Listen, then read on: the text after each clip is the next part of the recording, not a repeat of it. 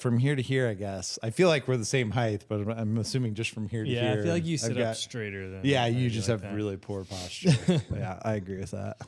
When I walked in seeing you in Norris's office, I was like, wait, where is he? Is he behind the? You're like this behind the monitor, just like getting work done.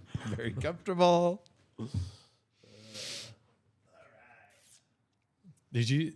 Well, there were those chairs by under his desk in the front. So somebody did something last night. They put the chairs in front of his desk as a prank or something, like underneath the backside of it. Oh, I And guarantee then there was like you. the tree on there, and like some of his little knickknacks just like muddled up on his desk. Yeah, that would be Matt Pritchard was here last night for a book show. His brother-in-law. Calling you out, Matt. Tyler's going to hit this episode. Gotcha. But yeah, that's definitely who it was. Yeah. That's not very subtle, though. The good pranks for Tyler are really subtle. Yeah. Because, he's OCD, so it doesn't take much for him to realize something's off. I'm trying to think of the best.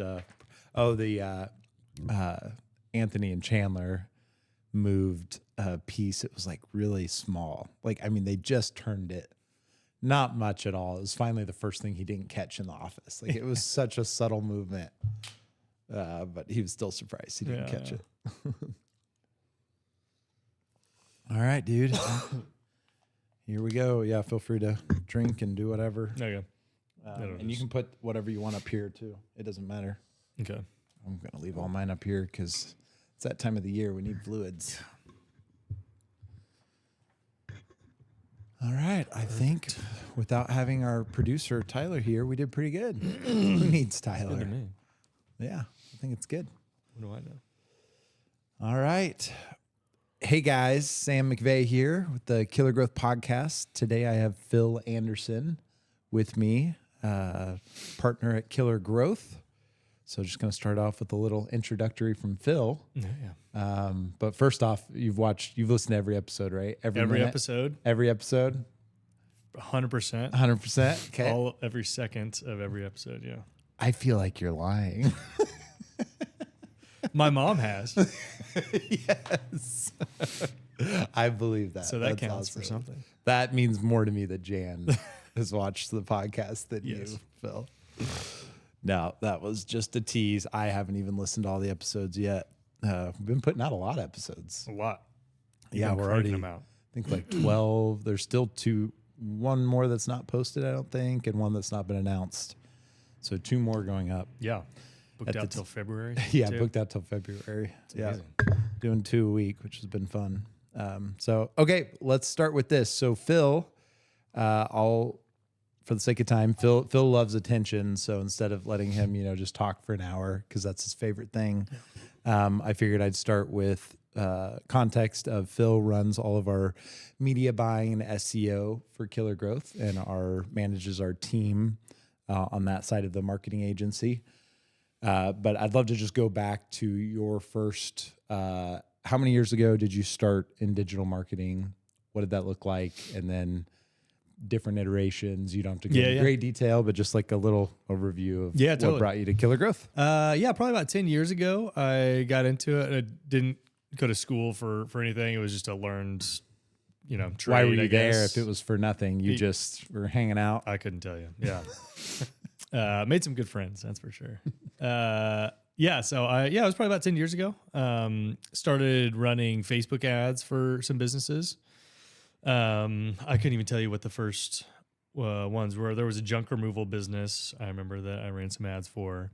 So Facebook ads was definitely the main kind of foray into the digital marketing arena, and did that for a couple years, 2 or 3 years, like kind of Facebook ads exclusive.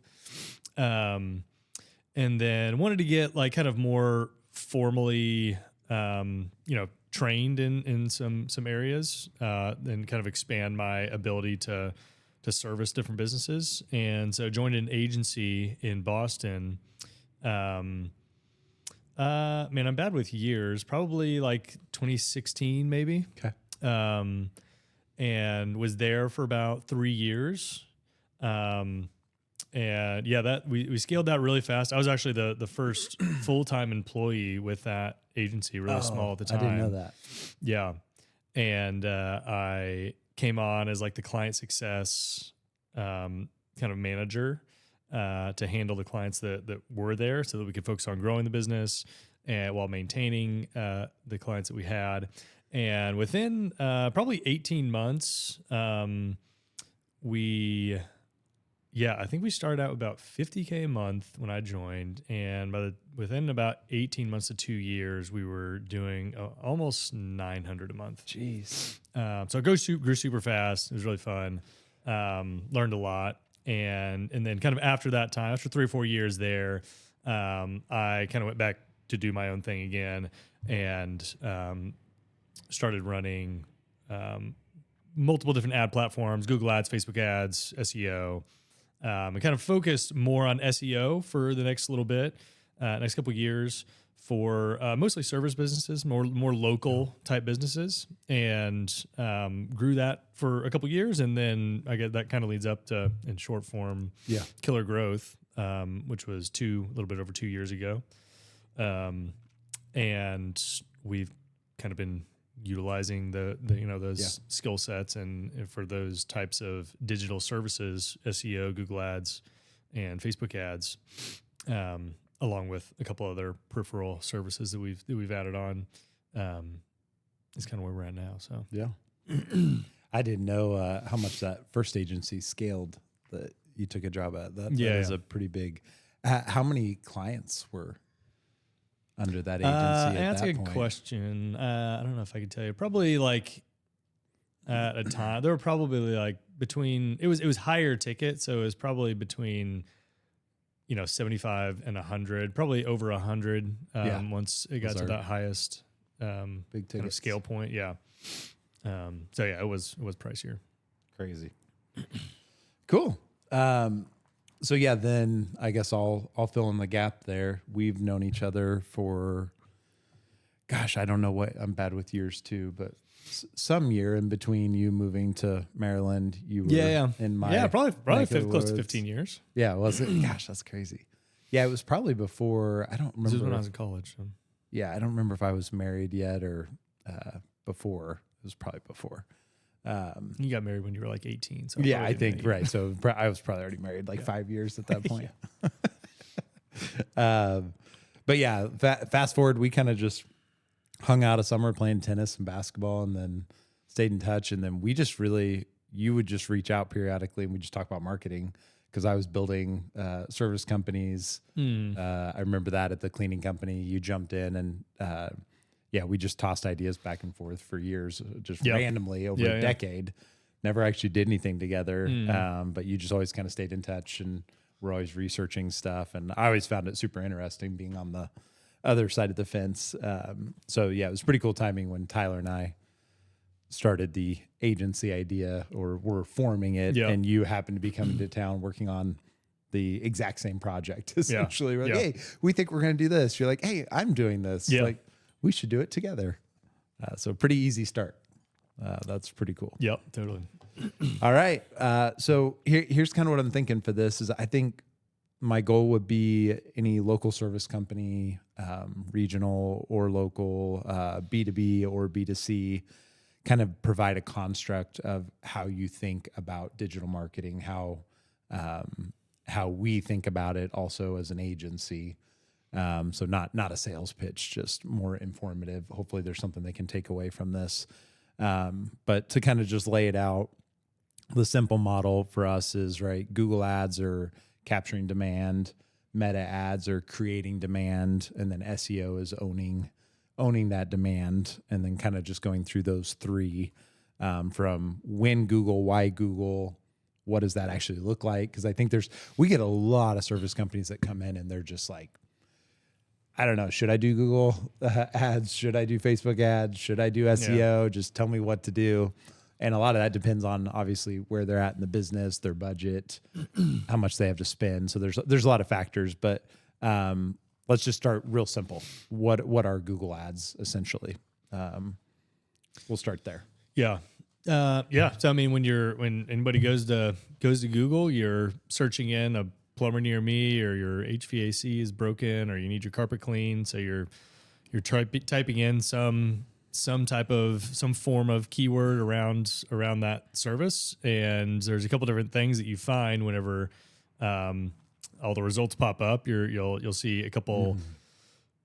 Three, it depends now. They're changing their format so much, but let's just say about 3 ads at the very top that are going to say paid or ads, different, it depends. And then under that, you kind of have the maps results where you can, there's usually 3 results there. And so there's going to be a little map next to it, and you can kind of click on a business. And Google My Business listing on the maps. Yep. And then underneath those, you're going to have like your search results, whatever. A lot of times you'll have like the Yelp results and Yellow Pages and all that stuff. The organic side. Yeah. But so the top kind of initial results are those paid ads. Then you do have some paid ads in the Google My Business Maps kind of listings right down there too. So sometimes maybe you click on those and you don't even know they're paid. But those are ads a lot of times. The first ones you see usually. Yes. And then I guess the only other ad on the service type would be the guaranteed Google guaranteed ads. True. Yeah. What are they? Sometimes those are there. Sometimes I feel like I don't see them as much as I used to. It depends now. I would love to know. Google, please tell us how you decide. Yeah. It's definitely industry dependent. They're not. They don't exist for every industry. Well, and I think probably on however many industries are bidding. Like I just assume it's like an auction war. Who's spending the most money. Yeah.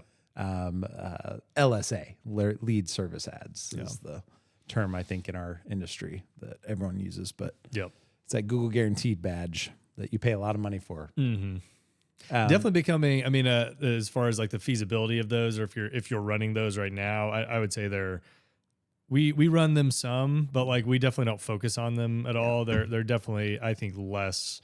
The leads are just kind of less quality than they used to be. The kind of how those ads run, I think, just work worse than they used to. I think Google's just kind of moved on to other things. It seems like they haven't put as much effort into those in the last years as they kind of originally did when it came out. It's kind of like, does it need, it looks exactly the same as it did 10 years ago. Yeah. Like, they've never redressed it or, I feel like Google's switched up their program enough to where people are like, oh, this is interesting. Yeah. And now it's just kind of the same thing. If you see that 20 times over, you're kind of like, what is this even? And then you kind of scroll down to get more information. Yeah. Because there's not a lot of info on those either. Totally. Like the name and... so what are a couple things gone wrong? Like, first off, like when should they not do Google Ads? What are some things people do wrong when they're running Google Ads? Mm-hmm. Yeah, high level. Yeah, for sure. So I think putting keywords are like probably one of the biggest lever. I'm thinking in terms of like levers that you can pull to make a Google ad campaign successful. Like the keywords that you use are going to be one of the biggest levers there. If you're a commercial roofer and you have some residential type roofing keywords in there, or you put maybe a broad keyword that just is roofer, then that's going to show it to people who are maybe looking for residential roofing or so. The types of keywords that you put in are definitely one of the biggest levers that you can pull to have a successful or a failed Google ad campaign. What else would be? It's dead air now. What else did I ask? Budget related, tracking. Yeah, budget's good. Yeah, the budget is definitely another one. Yeah.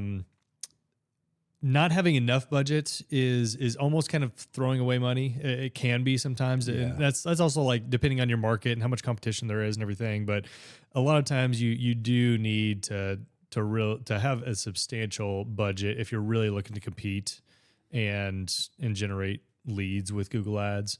And that, I mean, people may want an amount. That amount I think is going to vary, but I think it's probably a good rule of thumb to have like at least $1,000 in most markets to spend a month to spend on your ad spend for Google Ads.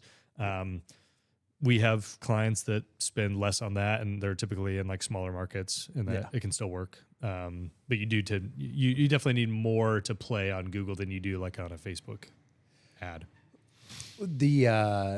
a smaller market, the reason they can get away with lower budget is usually the volume of search is so much lower.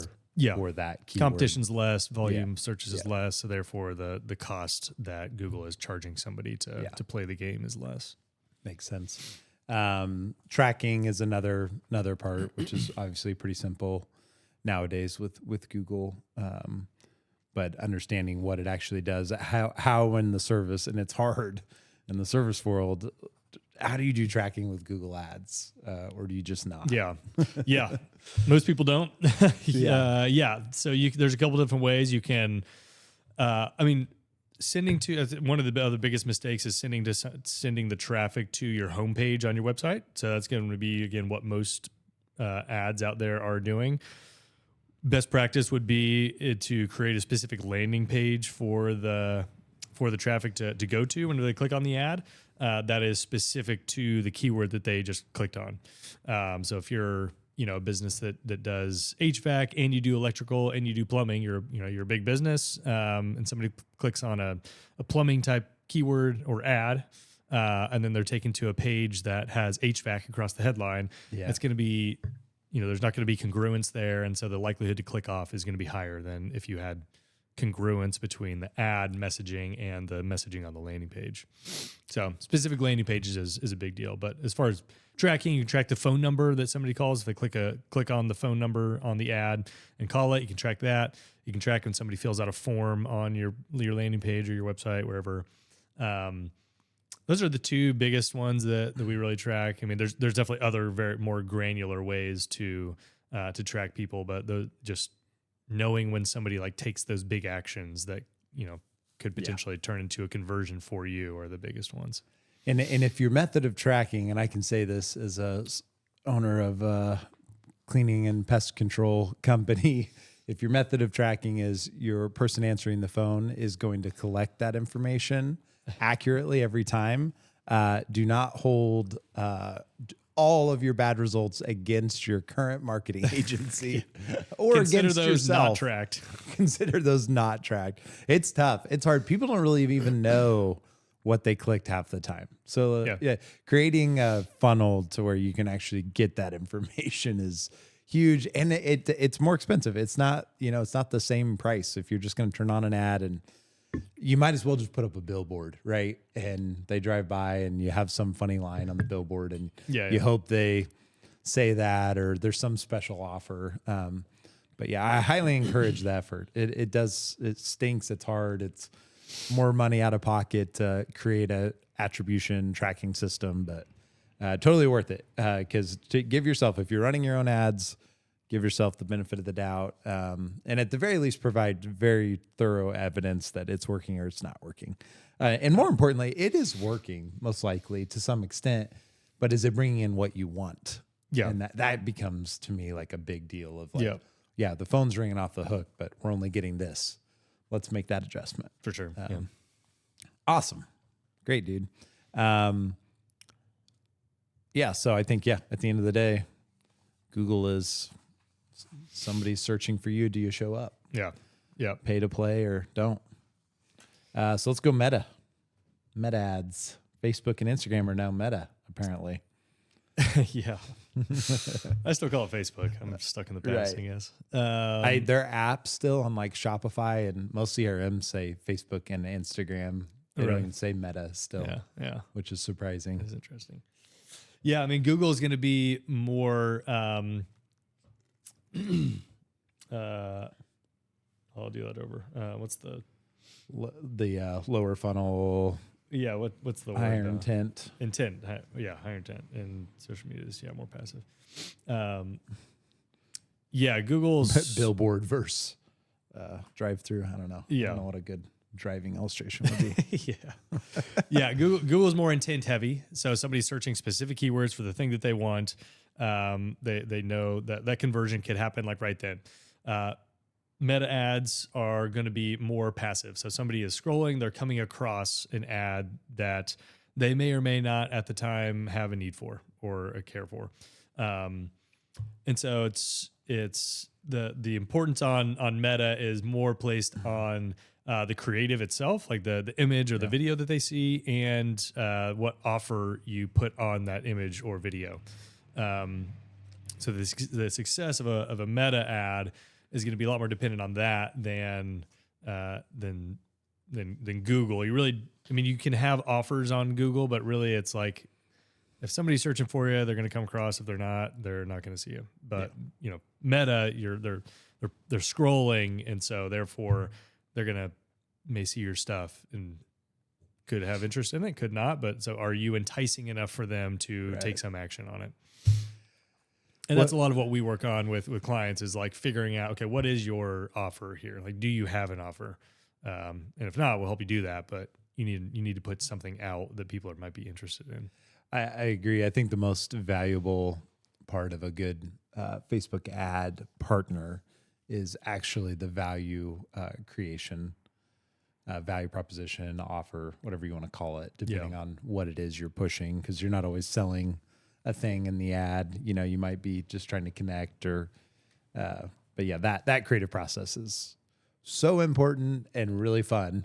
Yeah. But it is the hardest part. Like once you get that part figured out, then we know how to run the tools. But if there's not a really good offer or a solution or service or a way to talk about it, no matter how well you A/B test the ads, it's probably not going to perform super well, which goes back to the creative side. Mm-hmm. And you have a really unique advantage on that, being in having had service businesses and being on the marketing side. Like I think you have a really unique ability to draw those kinds of things out and like help people come to what those offers can be that can work for the business, but also work for the consumer to, you know, get them to click on it. Yeah.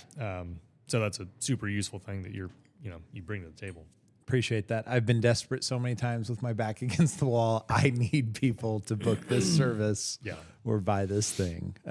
No, I love that part of it. I think it's a difficult thing that's really fun when you get to the end of the road. Like when you find that thing, it's like treasure hunting. And then I feel like on Facebook, you have to find it every, couple times a year. It's not, or maybe 4 times a year, depending on the market size and what the offer is. Yeah, seasonality, exactly.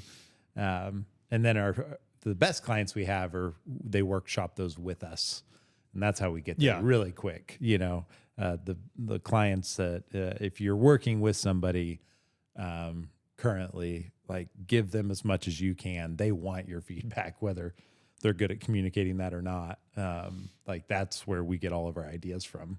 Yeah, or the way they talk about their business. You got to talk to the people that are in the business to know about the business. Exactly. What are things they can do wrong with Facebook ads? Like the DIY, nothing wrong with that, but also what are some common mistakes on?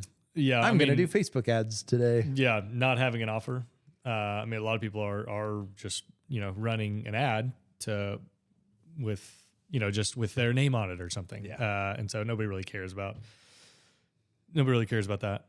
They care if they can get like a deal. They care if they feel like they have good value in the service that they are, wanting from you. And so it has to appeal to what the user is, what their mind wants.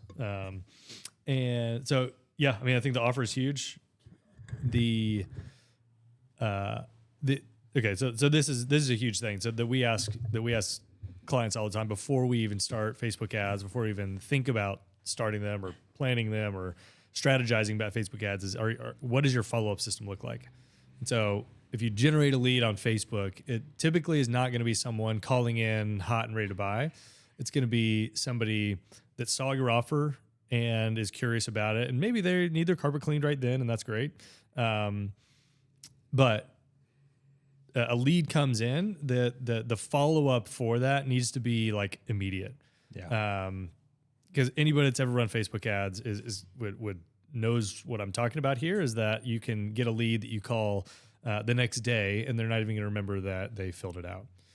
And that's the nature of just scrolling and switching between apps and short attention spans. This is the nature of the beast of the modern mind, I guess. Yes, for sure.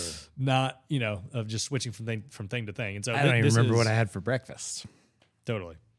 So this is like, has to be very, very top of mind and systems in place and very tight on the business's side to be able to make Facebook ads work. Yeah. No, that's really good. I honestly had forgotten about that common mistake. And I can testify the amount of Facebook bookings we've had when we relied on just our office to call with zero automation. They get mad. Like, why are you calling me? We didn't put this in here. Yeah.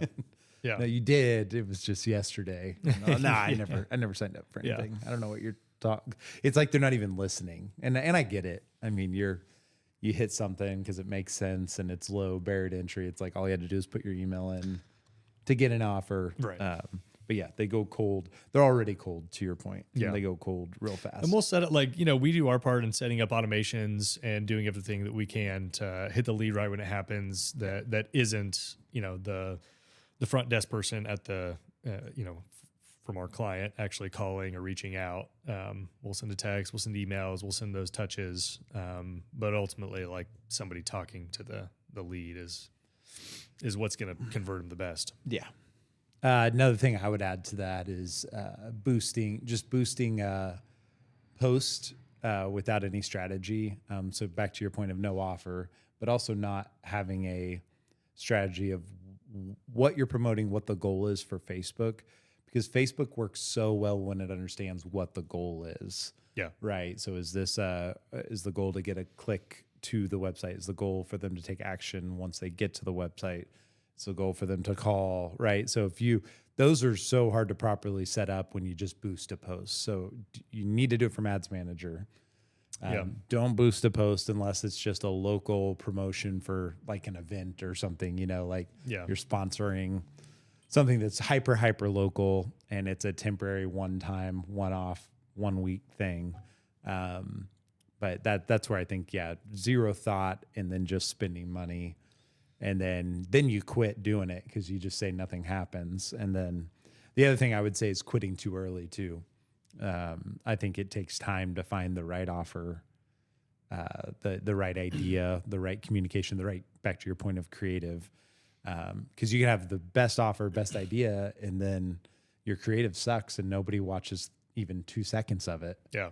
And they never get a chance to hear what your offer or the reason why they should follow you is. And I mean, that leads into a good point. Like I think the best, you're really good with like framing the mental model of how to look at these things. And I think one of the ways to look at it, paid ads specifically, especially if you haven't run them in the past or you're coming up with a new offer that hasn't been tested before, is you're buying data to figure out what works.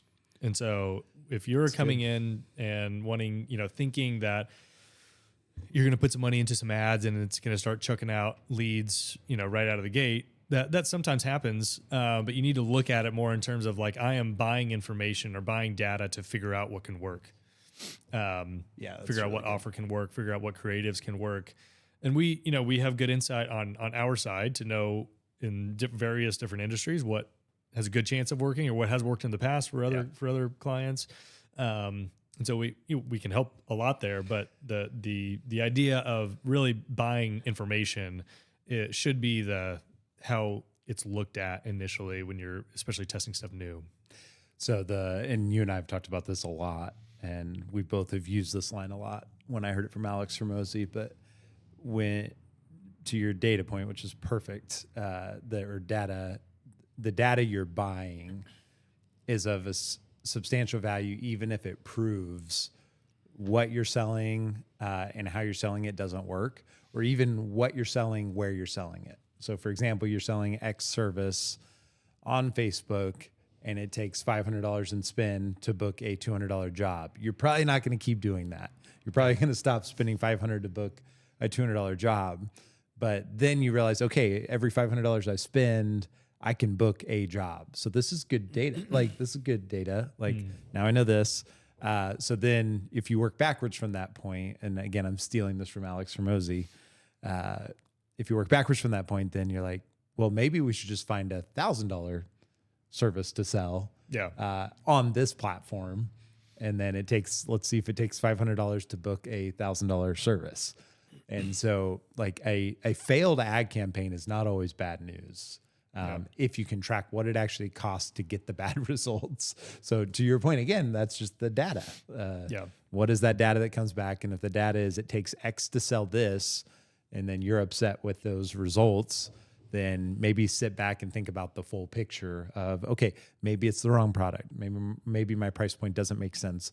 Maybe there's not enough margin to even try and push this product. And that's usually the case. Usually the case is, it's not a high enough ticket value. It's not enough demand, or it's too competitive. So therefore you need a higher ticket item, you need more margin, or you need to find a platform where it's not as competitive across the board, which is where Facebook is that's a superpower compared to Google, because you can reach so many people for so cheap on Facebook compared to Google, because it's higher intent. On Google is why it's more expensive, lower intent on Facebook, top of funnel, colder, right? Then it gets warmer at Google, so you're going to pay more. But because of that, if you can find something that catches people, like on the first time they see this, they weren't thinking about it, they take action. There's a reason Facebook ads still work. People have money and they're on Facebook. You just got to find the right thing to sell at the right price point. Right. Good stuff. Point. Yeah. Okay, let's jump into, last thing I would say on that too, because we do the organic side, and that'll be something I'll talk to Tyler Brickley on for that. We'll talk about just social strategy on the organic side, but I also think the connection part of not selling too soon or selling too fast to people, especially in like a local market, doing a service, right? Doing something that's a feel good connection, an offer helps, but also just not always selling hard in their face all the time, so having that blend of strategy is important. And I think you can do that on the organic side. So that's to the next episode, little tease for Tyler Brickley coming on. We're in the business of selling. We'll leave that part to Tyler. So let's go SEO. What is SEO? Good luck. I'm just going to drink my coffee. So similar to Google Ad, the whole Google Ads kind of layout on those search results. You're showing up in a couple different places. You have the ads, and you have the Google Business Maps, and so those are organic results, and then underneath those are the other kind of organic search results. Yellow Pages a lot of times, but you'll have like the service business websites there, or whoever's searching. And so, SEO is the process of ranking as showing up as highly as possible on those non-paid mediums. And there's two of those places on Google, the maps, and then the search results underneath of those. So being in the top 3 is always the goal for each of those, because that's where the vast majority of clicks are going to happen. And there's lots of different ways to make that the case, but that's the ultimate end all be all. What are the key factors? So talk about click through. From what we understand, the Google My Business, the map listing, as you're referring to, the map listing of their business on Google, that is 47% of clicks for service near me. Is those top 3 is the data we've been looking at. And then it's 20 some percent, I think, on the organic below, and then 20 some percent of the ads above. So, I mean, essentially, quick math, you're 60, 70, or 70 some percent of all clicks for local service businesses, non-paid, which is, I don't think a lot of people know that, and they get scared. Obviously, the being at the top guarantees some certainty, and predictability, immediate eyeballs, right? Yeah, exactly. But talk about that as far as the that balance, because that's a tough balance. Should you do both? When do you do both? When do you just do one? What's the right balance of Google Ads and SEO? I think you're really good at talking about this, but I think our SEO is a long-term play. And so paid ads can always get immediate results, or have the ability to. And so it is all budget dependent and how much you care to look into the future, how you're building your business currently. I think like all these things kind of matter in terms of the strategy in which you, or how you approach growing your business.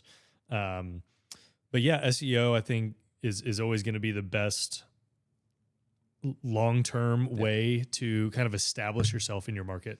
Paid ads are always going to be there. And different, brand building things can always be done over time. But yeah, SEO is as far as how we view it, the best way to really kind of establish yourself in the online marketplace, that has, long lasting results. Like once we typically get, it can take some time to get up into those tops, 1, 2, 3 search results. But we tend to stay there once we get there. And so that can really help a business have some good like foundation and ability to kind of have a place to grow from, with some good certainty.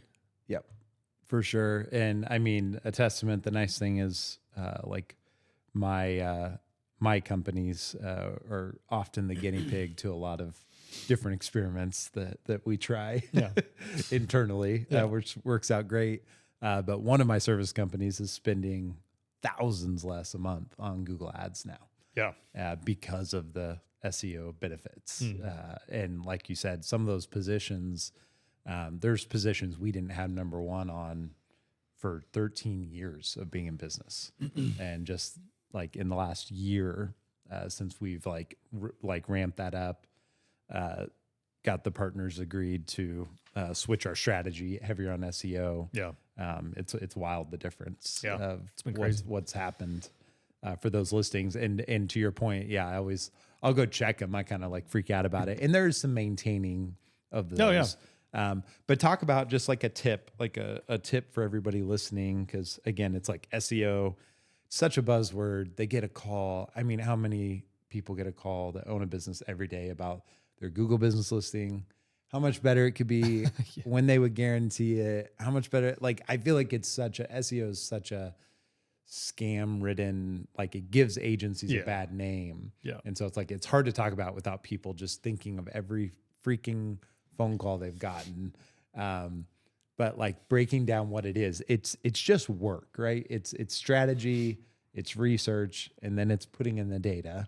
But what would you warn people about if somebody calls and says, "Hey, $200 a month, I'll get your Google business listing up to X." Like, is there any questions you would advise them to ask? I mean, I still don't really know what those people are doing on the other side. True, because it doesn't make sense. Yeah, I mean, I don't know. A lot of times that's probably them just like putting some posts on your Google business, or like fairly minimal stuff. And I think the best way to think about SEO is that really you're just giving Google signals that it wants. And so there's, if you run SEO in the past, or currently or in the past, and you probably heard or seen yourself or from your agency that, there was an algorithm change. And so, we dropped all these search results, and that's not entirely untrue by any means. Like there are changes that happen. And so how you go about SEO can kind of morph and change over time. But I think there definitely are strategies to and things to do under the SEO umbrella that are kind of evergreen, and because what Google wants really kind of doesn't ever change. Like, they want to give their users a good experience and information that they know that they're looking for. Okay, and so we can kind of work back from that, and I'll try to stay at enough of a high level for anybody to like not. Probably already clicked off, but time for some more coffee. Yeah.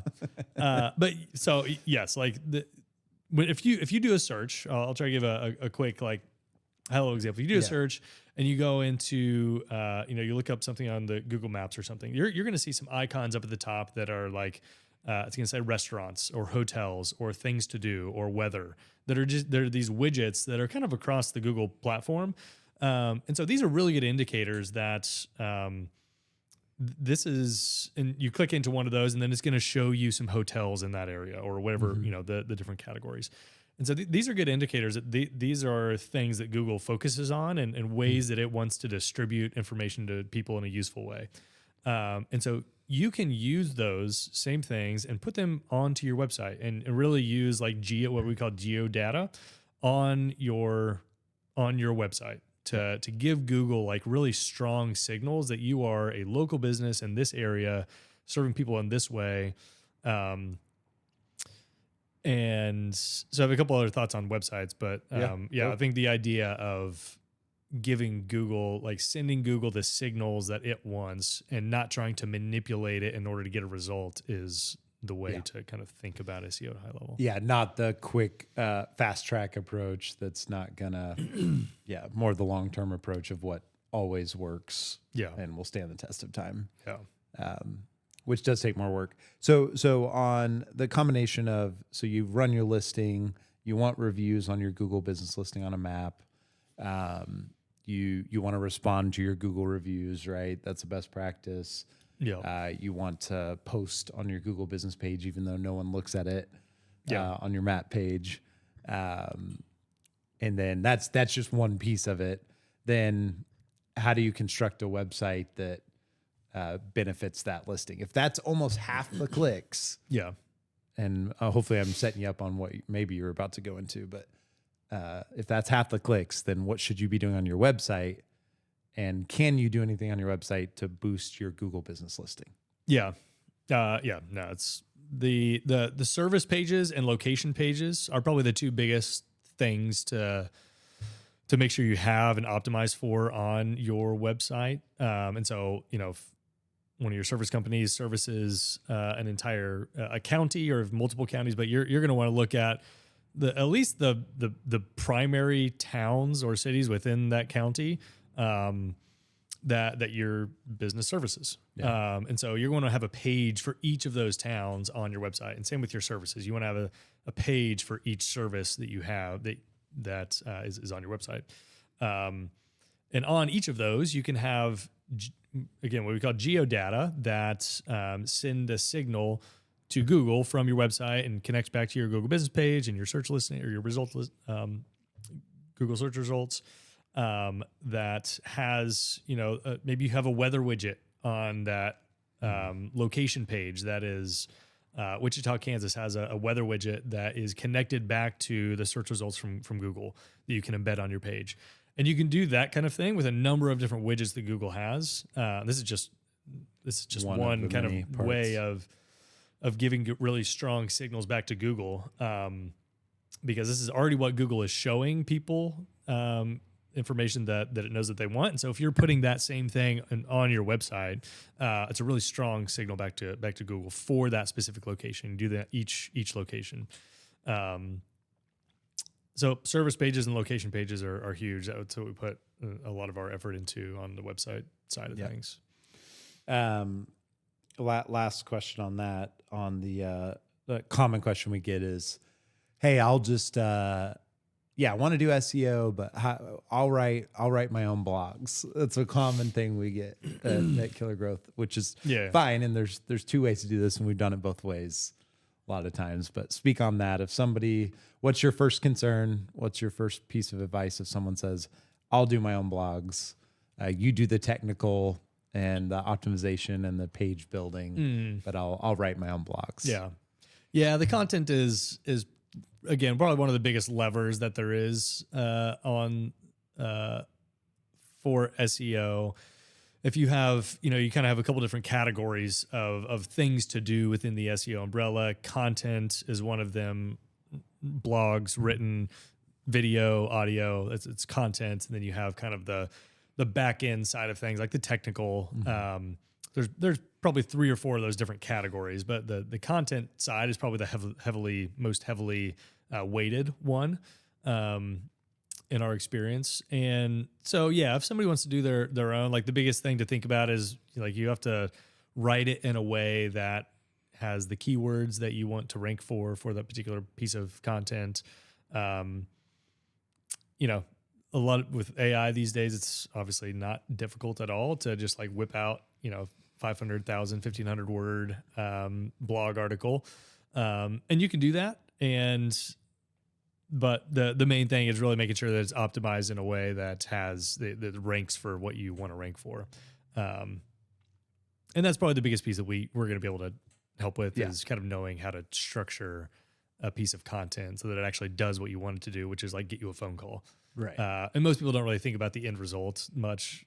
I think when they think more about the content that their customers would read. Yeah. Even though their customers are probably never reading one of these. Yeah, exactly. I mean, yeah, that's a great point too. Like, that's kind of what we always... Not that we're writing them in a way that people don't want to read them, but like the nature of these things for like people don't really care. Well, people don't care. No. So, when a cleaning company writes a blog post, they're not reading it. I mean, and we're talking in that context. Now, if you're a business coach or, there's different industries, you're a nonprofit doing a newsletter. I think there's different areas where it does matter more, where people might actually want to go read it. But depending on your industry, if the goal, to your point, which is a good point, is to get a phone call, they're going to be written in a way that's still fine. Yeah.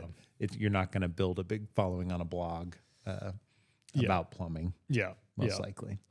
And I'll say one other, I think this is, I'm trying to be like useful to what people may want to, if they want to go implement some of this stuff themselves, it's great. But one of the biggest, most powerful things that we've found on the content side is, again, back to this sending signals to Google. Like what are the other platforms that are also, so Google owns YouTube. This is a probably the second biggest search engine.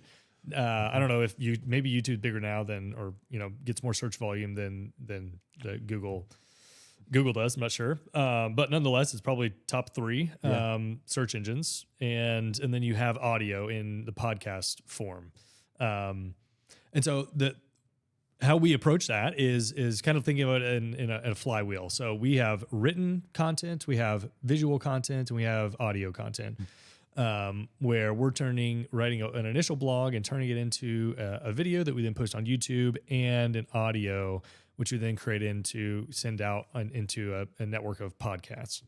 And these, again, are signals that Google finds really powerful. And so this is probably like part of the core of our content strategy is not just a blog on a website, but using a flywheel approach that all work together and all point back to the website in a strategic way. And so I don't really see many people doing that or talking about that, but I think it's proved pretty powerful for us. So. There you go. Phil revealed the secret sauce. It's a lot of work, but it does work. On that note, does Google favor Google products? Is Google happier when you post on Google products versus other products? Versus Bing. Right, exactly. Yeah, totally. I mean, I if would you're assume. Yeah, I mean, regular posting on your GMB, regular posting. All of this does come down to consistency, and so SEO isn't just a 2 or 3 month thing. Like it is a consistently over time thing that builds on itself and compounds. Posting on all Google mediums are going to be great signals. They're all super powerful. Love it. No, it's good stuff. Yeah. Thanks for sharing that. Yeah.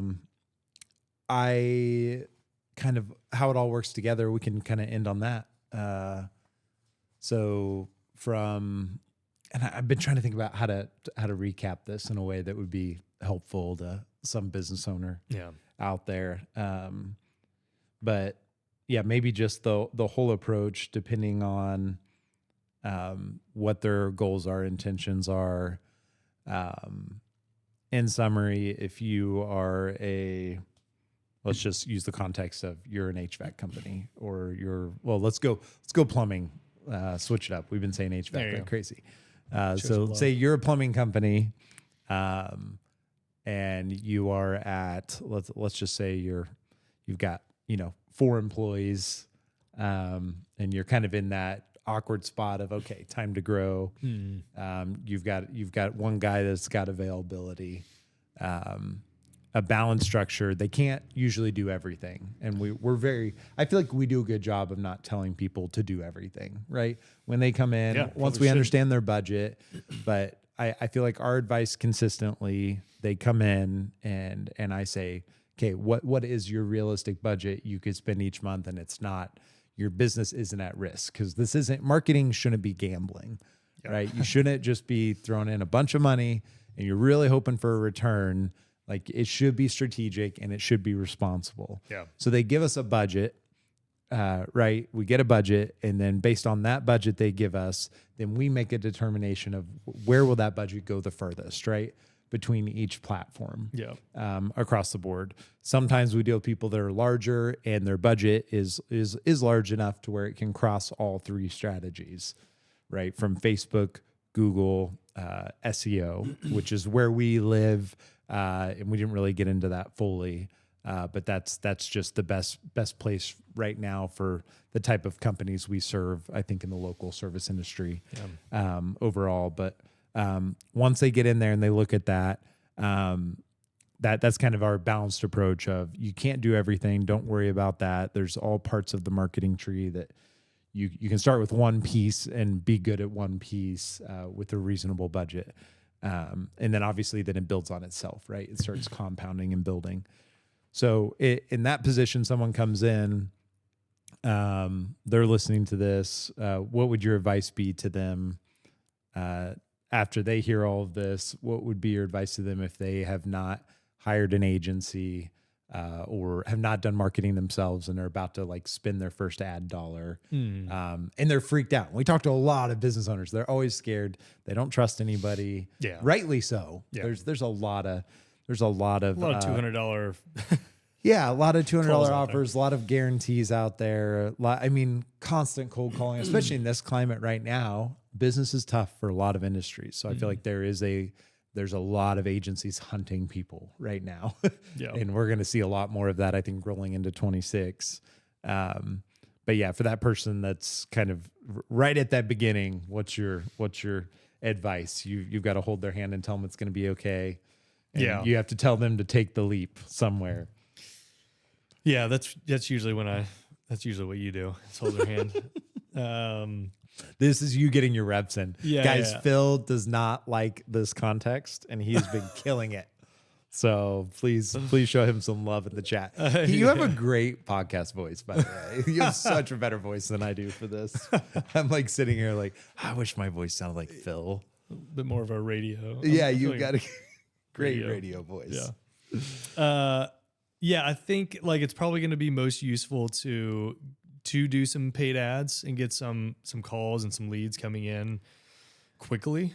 If you're in kind of that position of really needing things to work like in short order. But to me, it's almost kind of, it really is kind of the fastest path to be able to get a substantial SEO strategy going, for the longevity of your business. And so the sooner that someone can implement really solid SEO, the better. Like I think that while we can do all kinds of caveats for, depending on your industry and where you're at and et cetera, I think it's always going to be best for pretty much everyone to, as quickly as possible, get like a solid SEO strategy in place that can start getting you those calls organically, that you don't have to pay for every single one of them.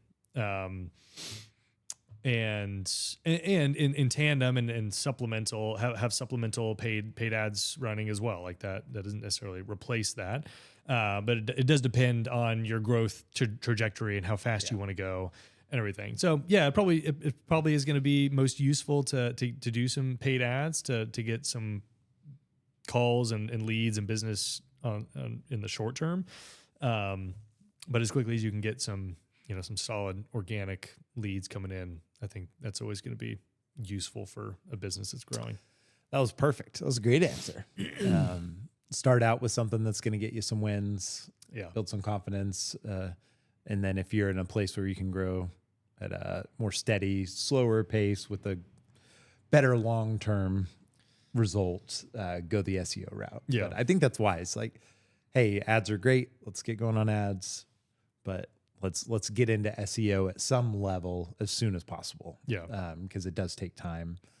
And then obviously finding someone you trust that's actually going to do it the right way is a big piece of it. Yeah. And Because it is scary when someone says, yeah, in 6 months, you'll see some results, right? Yeah. That's hard. And it happens quicker than that in some areas and some keywords. And we don't talk about results that are unrealistic because it is different for every market and industry. Yeah. Seems like. But no, that's really good. I agree with that. I think it's start with some ads, find someone you trust to help you through it, and then roll into organic as soon as you can. If you're doing it yourself or if you can find a partner you trust, go into the organic side.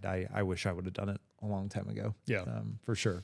And I can testify, and it's easy to talk about it, obviously, on this side. But at the beginning, it always freaked me out. And mostly because I didn't trust anybody that talked about SEO. I didn't trust them. I'm like, dude, I don't. Like, Which is this is a understandable. lot of money. Yeah. This is more than what I'm spending on ads most of the time too. And I will say pricing's a big deal too. And there's a reason SEO is cheaper now than it was then. But SEO is more affordable today than it was 10 years ago. For sure. Ironically, because of AI and efficiencies and it is when you're actually doing it. It is time intensive, and historically is time intensive and laborious, and like you have to consistently do all the things. But with tools, AI, etc., it's the efficiencies are much greater. And you've created a really powerful product. I will say kudos to you. This isn't advertisement, more just complimenting my teammate.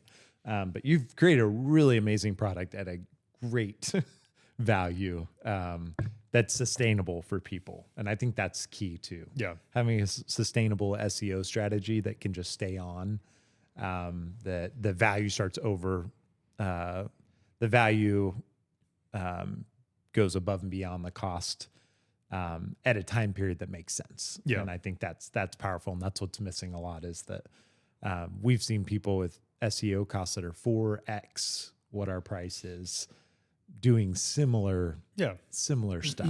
And so I think pricing needs to be reflected on where a business can keep it, as you said, always on. Like SEO should always be on. And so you need a price point and a strategy that could always be on and fit within a marketing budget. But I'll get off that. But I appreciate you, dude. Yeah. You're awesome. This is good, Thanks for hanging out. Good work with this. It was a good conversation. And you'll be like episode 13, I think. Okay. Something like that.